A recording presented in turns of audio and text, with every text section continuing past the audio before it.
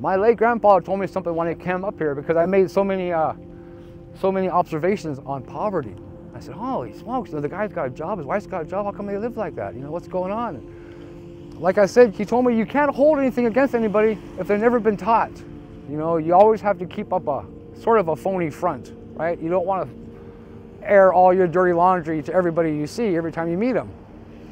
These are not traits that were in First Nations. First Nations are very open. We're very physical. We touch you. We tell you, hey, we want to know how you are right now. It's opposite of the white world, where they don't want to tell you no problems. Oh, everything's fine. Oh, it's just great. Even though they could be going through a divorce and they got leukemia, they're not going to tell you any of that.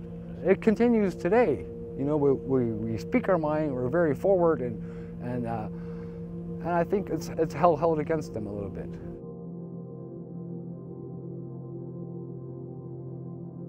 The black man had his day, right? The 80s and 90s brought him out of the 60s, right? And made him rich, made him popular, made him accepted. Well, I think it's a First Nations turn to stand up and be recognized for what we can do, for who we are.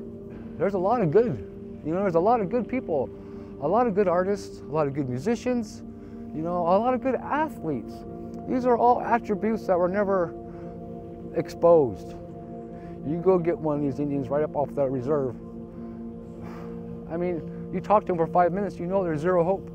He's not going to leave the island. His life's going to be a 10-mile circle around his house forever.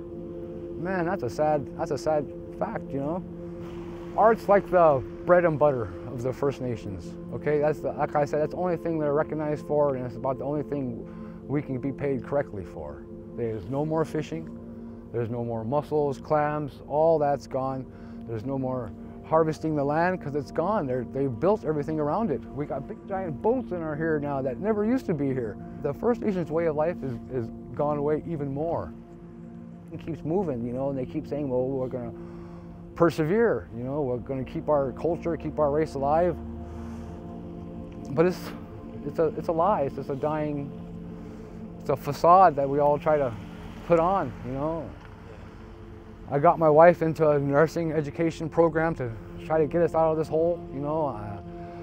I run an AA thing I live on a reserve there, but we're trying to clean it up. There's too many alcohols and abuse and suicide. The suicide rate is just so fucking high up here, man. And when Christmas time comes, there'll be like two a week till like the second week of January. I'm not bullshitting.